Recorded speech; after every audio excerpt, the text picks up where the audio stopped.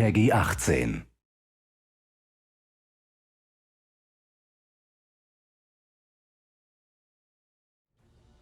I think it would be a mistake if we tried to do a story that was very serious. It's a game where you mess around and do crazy stuff. So to match that, you need a crazy story that couldn't take itself too seriously because it just wouldn't fit.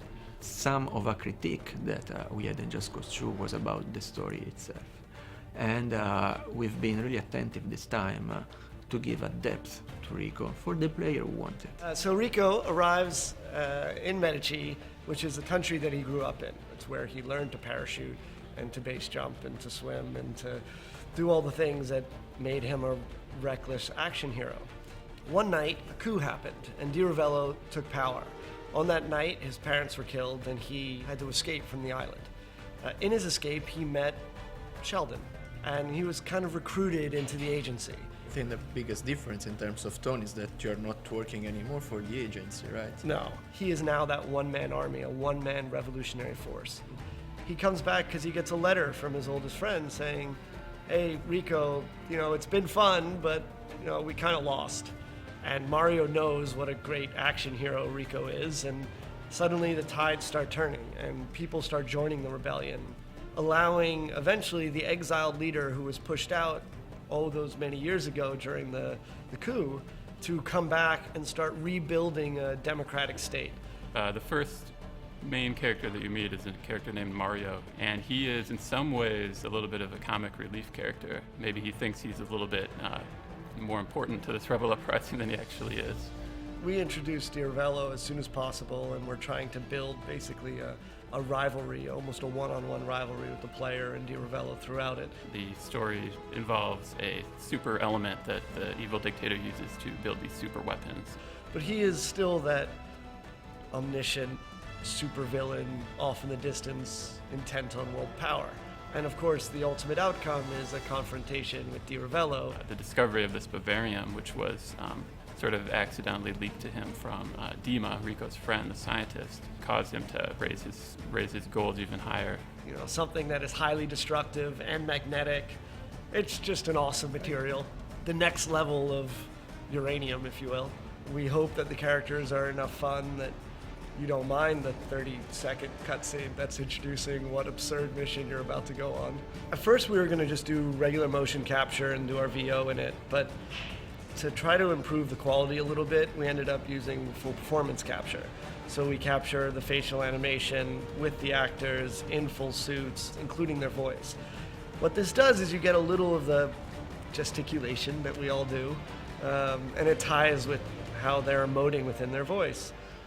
It's a subtle difference, but I think it improves quality quite a lot. The second piece to it is that we could actually have a cameraman, and what's funny, he's not really holding a camera, he's actually holding a little flat screen with dots on it, and when he looks through the flat screen, he sees the game world. So you're actually able to capture the world.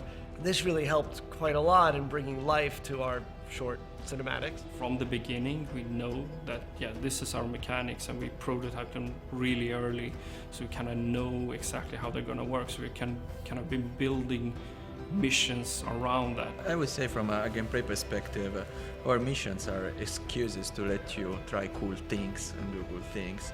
And we've kept there the same philosophy, which is all over the place in the rest of the game, which means leave the player free to experiment and reach his goals the way he prefers. There's between 20 and 30 missions right now, and JC2 I think was like 6 missions or something, so it's a lot bigger than that. The challenges are, they can almost be thought of as mini missions, but with the big difference being that they're repeatable and they have leaderboards, so they're the kind of things that we encourage players to play again and again and try to get better and better scores in.